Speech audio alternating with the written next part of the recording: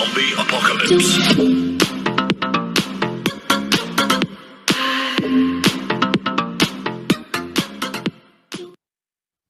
Hello everyone, welcome back to Eco Talks with Sneha Manerikar. In today's session, we'll discuss questions from agriculture marketing. So let us start our session with first question.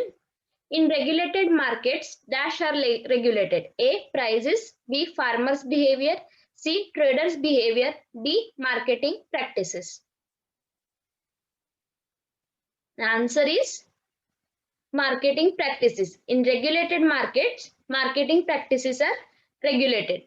The regulated market is a wholesale market where buying and selling is regulated. That is, the marketing practice are regulated and not the price. Price in regulated market is fixed by the demand and supply forces. The prices are not regulated in regulated markets.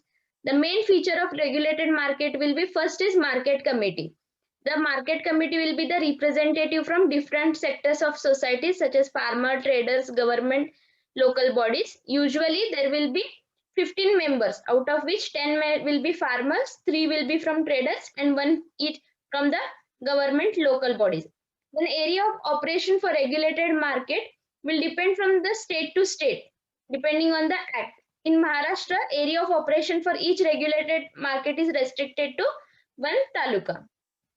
The method of sale, here open auction or by closed tender method. These two methods are followed in regulated marketing. Nowadays, online auction has been implemented.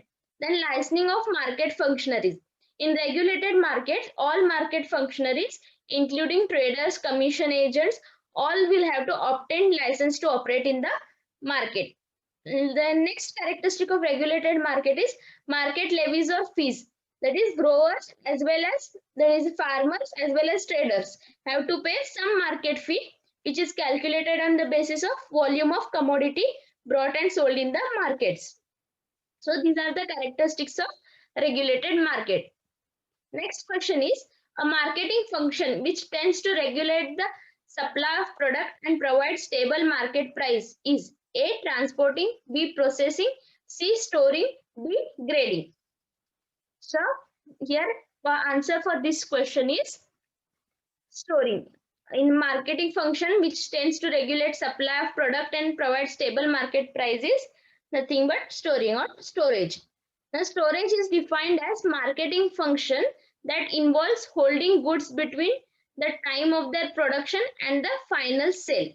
Now by storing the commodity, we bridge the gap between time when good is produced and the time when they are ultimately consumed.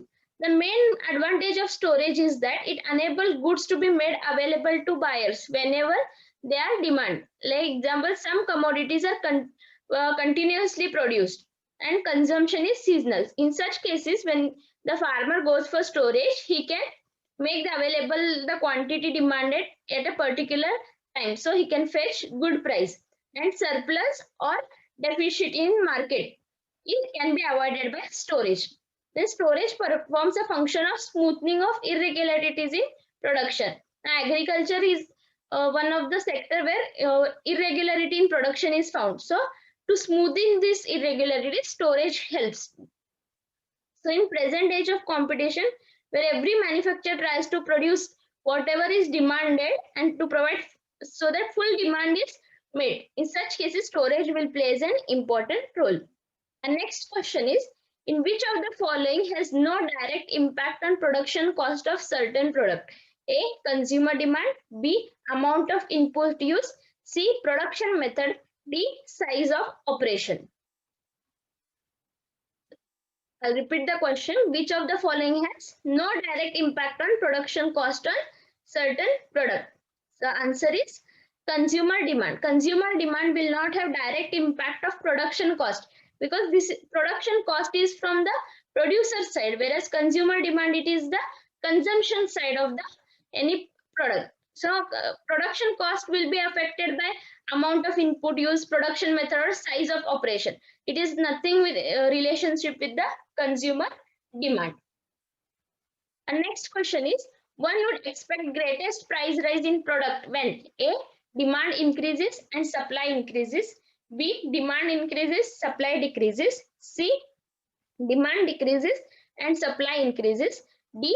Demand decreases and supply decreases. In this question, we have to select such option that on which cases we'll have greatest rise in price when we are considering both change in demand as well as change in supply. So we expect greatest price rise when demand increases and supply decreases. Let me explain you this from the graph. Now see the condition where demand increases and supply decreases. D1 is our initial demand and D2 is our new final demand. So there is increase in the demand. On other hand, S1 is the old supply curve and S2 is the new supply curve. Here there is decrease in the supply. When supply decreases, it moves towards the left, and when demand increases, it shifts towards the right. So here you can see previously at old demand curve D1 and supply curve S1, the price was P1. When there is shift in supply and demand curve, that is there is rise in demand and less in supply, that time price will increase. This is the demand increases and supply decreases condition. When what will happen when demand decreases and supply increases? This is the reverse case. Now here we have seen demand has decreased from D1 to D2 and supply curve has increased from S1 to S2. So here price has decreased from P1 to P2. Also quantity has decreased from Q1 to Q2.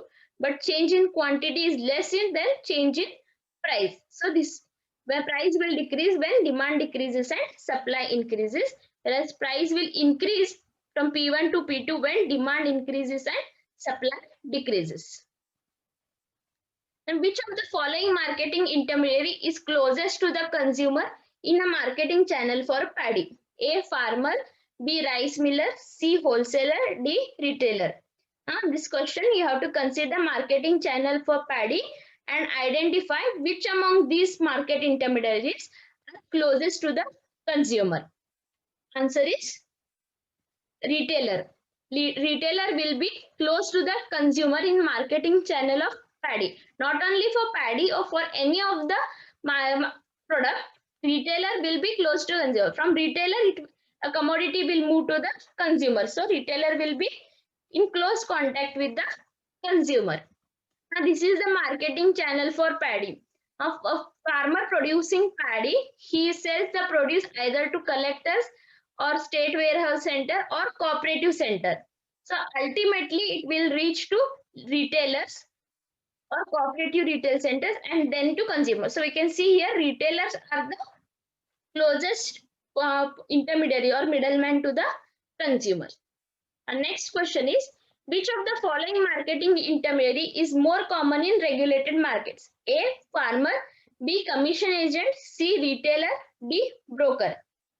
Now, in regulated markets, there are different market intermediaries. The most common intermediary or middleman which is found in regulated market is commission agent.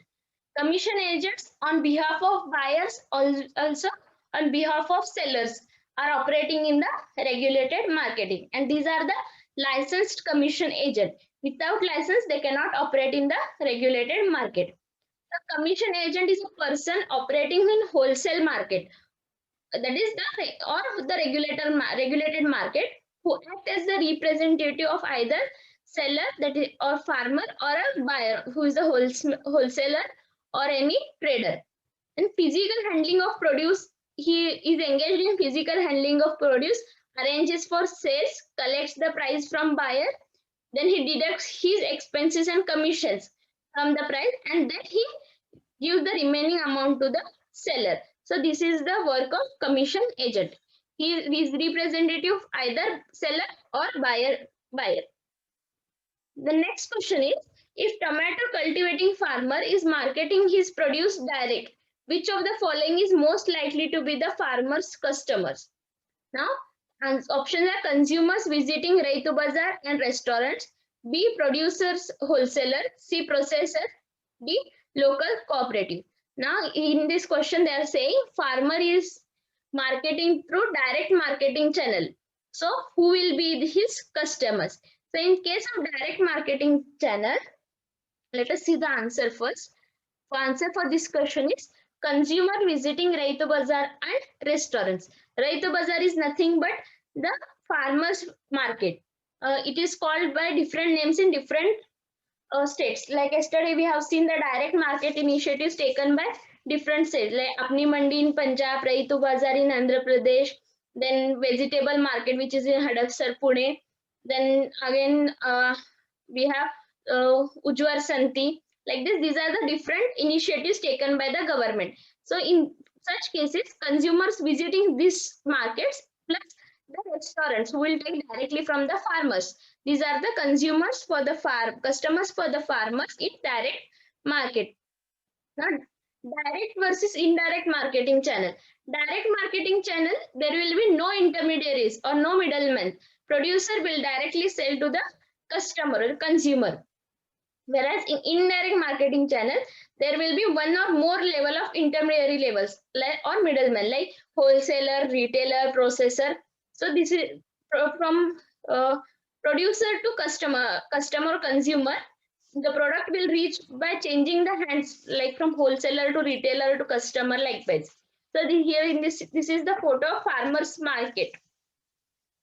So when farmer is engaged in direct marketing set, he will directly sell to the consumer visiting these such markets or the restaurants. Our next question is, to get larger order, Indian exporters try hard to cut their own cost by A. Reducing cost of raw materials, B. Cutting labor cost, C. Reducing electricity cost, D. Uh, Reducing advertising and marketing cost. So, how the Indian exporters will cut their cost of production? This is asked in this question. Answer is by cutting the labor cost. Now, Indian exporters, what they'll do, they'll cut their labor cost. That is, they use, they pay the less cost to laborers, or they use the less amount of laborers, quantity of laborers, so that the cost of production will be less. They cannot reduce the cost of raw materials because it is not in the control of the producer. They cannot reduce the electricity cost because the need to produce a certain commodity, the required there is a certain required quantity of electricity which cannot be altered, and advertising and marketing cost will not be also cannot be also changed. So to reduce the cost of production, they'll what the exporters will do is they'll cut the labor cost. And next question is, after some level of output, marginal cost begins to rise because A. Total cost always increases. B. Poor quality of inputs are higher as output expand. C. Marginal product eventually decreases. D. Average variable cost eventually increase. So what will happen to marginal cost? So when some level of output, marginal cost begins to rise. What is the reason? The reason is marginal product eventually decreases. So from here we can see the marginal product and marginal cost. These are the mirror images of each other. This when marginal product increases, marginal cost decreases, and when marginal product decreases, marginal cost increases. So what they have asked here, after some level of output, marginal cost begin to rise. The marginal cost begin to rise because marginal product has started decreasing. This is the reason. Then next question is, in dash market, future sale and purchase of commodities will take place at current time. So we have to identify which market future sale and purchase of commodities will take place in current time. A. Forward, B. International, C. Perfect, D. Spot. The answer for this question will be forward market. In forward market, future sale and purchase of commodity will take place at current time. In current time, we'll decide all the agreements like what will be the purchasing price, selling price, etc. But actual sale will take place in future. So this is the forward market. Forward market is the contract entered between a buyer and seller for future delivery of stock. So they will buyer and seller will just have a contract that in future they have to deliver such a quantity of this much quantity of produce at this much price. So yes, forward market hedges against the fluctuation in prices. That is, it saves the risk of fluctuating prices can be minimized by operating in forward market. Forward market applies in stock, currency as well as goods. The purpose of forward market is to protect seller or the buyer against the fluctuation in the price, that is hedging. And next question is, if you want the right to sell a futures contract, you should A, buy a put option, B, buy a call option, C, sell a call option, D, sell a put option. This is related to futures contract. There are two types of option, call option and put option. So if you want the right to sell in future, which type of option you should buy or sell has been asked in the question. So if you want the right to sell in futures, then you have to buy a put option. Let me explain you what is this put option and call option. Call option is conveys the option prior that right to purchase a particular future contract. Those who will buy the call option will have right to purchase a particular future contract, and put option, the one who buys the put option will have right to sell the particular future contract. So here it was asked the right to sell the future contract. So we have to buy the put option. And next question is, if firm leases machinery, then it means that A, buys machine on contract, B, borrows money to repair machinery, C, loans machinery to another producer, D, rents the machinery. So here it is, if the firm leases the machinery, if a particular farmer he leases the machinery, it means that it's been asked in the question. It means answer is rents the machinery. When a farm leases a particular machinery, that means it has given its machinery on the rent. A lease is in essence an extended rental agreement under which owner of the equipment or machinery allows the user to operate or otherwise make use of the equipment in exchange of periodic lease payments. So the giving for lease means it is the machine has been given to other person on rent. So in exchange of using that machine, the person will have to pay certain rent for the owner of the machinery. That is, in other words, leasing machinery means renting the machinery. In leasing terminology, the owner of the equipment is called as lessor and user is called as lessee.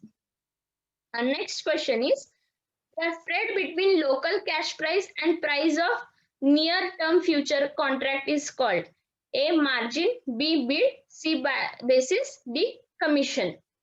So difference between local cash price and price in near future, what it is called has been asked in the question. Answer is basis.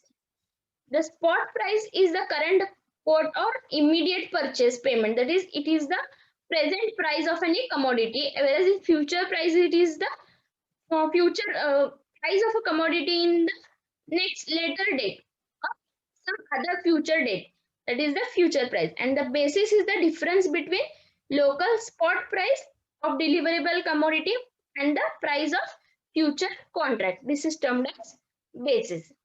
Our next question is, which of the following falls under facilitative middleman category in regulated agriculture markets? A, broker, B, commission agent, C, wholesaler, D, hamal. Now in regulated markets, there are different types of middlemen. So in this question, they have asked which of the following will be the falling under the facilitative middleman category. So answer is hamal. Hamal will fall under the facilitative middleman category. So now a middleman has been divided into different categories like merchant middleman, agent middleman, speculative middleman, processors, and facilitative middleman. Now facilitative middleman, these are the middlemen who does not involve in buying and selling of the commodity, but they assist in the marketing process. And marketing can takes place even if they are not active. Then presence is not compulsory in the marketing process. Now, but if they are present, efficiency of the system can be increased. Now, this facilitative middleman receives their income in form of fees or service charges from those who use their services. Now, under facilitative middleman, we have hammals or labels, weighman, graders, transporters, communication agency, advertising agency, and auctioneers. These are the different middlemen who fall under the category of facilitative middlemen. And next question is, in which of the following markets farmer ensures cent% share in consumer rupee paid towards the purchase of the produce? Cent% means full 100% share in the consumer rupee. Whatever consumer has paid, that is directly going to the farmers. In which type of market? A, unregulated market. B, a regulated market. C, apni mandi. D, seaboard market. Answer is apni mandi. Apni mandi is nothing but the direct marketing channel where farmer directly markets to consumers. So there are no middlemen, and so there will be 100% share of producer share in consumer rupee. This is very profitable to the farmers. Here, not only apni mandi, the correct answer will be the direct marketing channel. Is when in this situation, the consumer producer share in consumer rupee will be 100%. In which of the following states no act pertaining to market regulation have been enacted? A, Andhra Pradesh, B, Kerala, C, Bihar, D, Tamil Nadu. So, in which state there is market regulation is not present?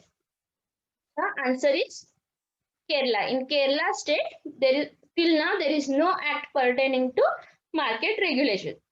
That is, APMC Act is not present in Kerala. Next question is, which of the following is the leader in field of cooperative marketing within the country as well as in export market? A, NCDC, B, NAFED, C, AGMAR, D, FCI.